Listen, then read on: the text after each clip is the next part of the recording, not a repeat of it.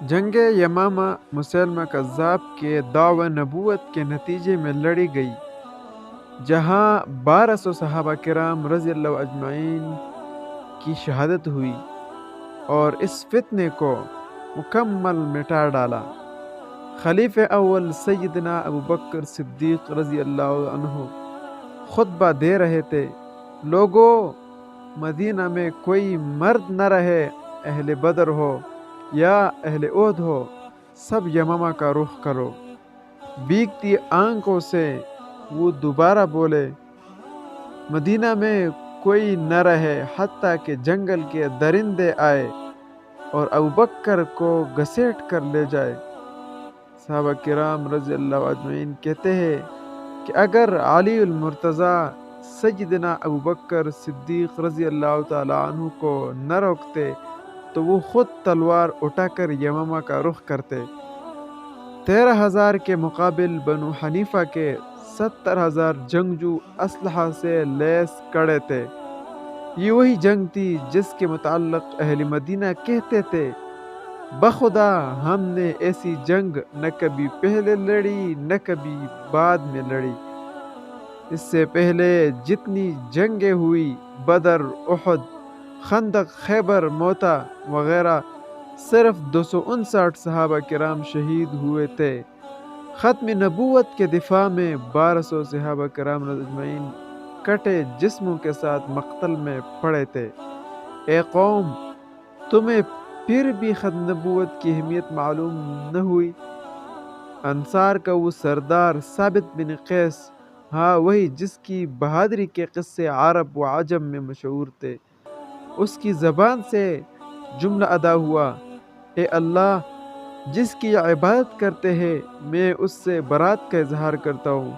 چشم فلک نے وہ منظر بھی دکھا جب وہ اکیلا ہزاروں کے لشکر میں گھس گیا اور اس وقت تک لڑتا رہا جب تک اس کے جسم پر کوئی ایسی جگہ نہ بچی جہاں شمشیر و سینہ کا زخم نہ لگا ہو۔ عمر بن خطاب رضی اللہ تعالیٰ عنہ کا لاڈلا بھائی، ہاں وہی زید بن خطاب جو اسلام لانے میں صف اول میں شامل تھے، انہوں نے مسلمانوں میں آخری خطبہ دیا، واللہ میں آج کے دن اس وقت تک کسی سے بات نہ کروں گا جب تک کہ انہیں شکست نہ دے دوں یا شہید نہ کر دیا جاؤں۔ اے قوم، تمہیں پھر بھی ختم نبوت کی اہمیت معلوم نہ ہوئی؟ وہ بنی حنیفہ کا باغ حدیقۃ الرحمن تھا جس میں اتنا خون بہا کہ اسے حدیقۃ الموت کہا جانے لگا۔ وہ ایسا باغ تھا جس کی دیواریں مثل قلعہ کی تھی۔ کیا عقل یہ سوچ سکتی ہے کہ ہزاروں کا لشکر ہو اور برائے بن مالک رضی اللہ تعالیٰ عنہ کہے، لوگوں، ایک ہی راستہ ہے، تم مجھے اٹھا کر اس قلعہ میں پھینک دو، میں تمہارے لیے دروازہ کھولوں گا۔ اس نے قلعہ کی دیوار پر کھڑے ہو کر منکرین ختم نبوت اس لشکر جرار کو دیکھا اور پھر تنہا اس قلعہ میں چھلانگ لگا دی۔ قیامت تک جو بھی بہادری کا دعویٰ کرے گا، یہاں وہ بھی سر پکڑ لے گا۔ ایک اکیلا شخص ہزاروں سے لڑ رہا تھا، ہاں اس نے دروازہ بھی کھول دیا اور پھر مسلمانوں نے منکرین ختم نبوت کو کاٹ کر رکھ دیا۔ اے قوم، کاش تم جان لیتے کہ تمہارے اسلاف نے اپنی جانیں دے کر رسول اللہ صلی اللہ علیہ وسلم کی ختم نبوت کا دفاع کیا ہے۔ کاش تمہیں رسول صلی اللہ علیہ وسلم کے ان صحابہ کے جذبوں کا علم ہوتا جو ایک مٹھی بر جماعت کے ساتھ حدی نگاہ تک پہلے لشکر سے ٹکرا گئے۔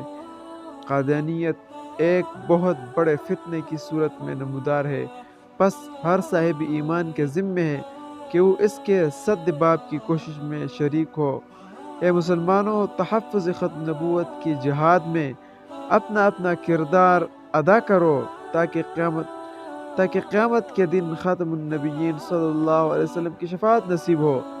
آخر میں میری آپ سے التماس ہے کہ صحابہ کرام اجمعین کی اس داستان عشق و قربانی کو تمام مسلمانوں کے سامنے رکھنے کی غرض سے اس تحریر کو آگے منتقل کرنے کے لیے اپنا کردار ادا کیجیے۔ لنک کو آگے شیئر کرو۔ انشاءاللہ حضور صلی اللہ علیہ وسلم خاتم النبیین خاتم المرسلین کی عزت، حرمت اور آبرو کی خاطر جاگتے رہے، کیونکہ اسی میں نجات ہے۔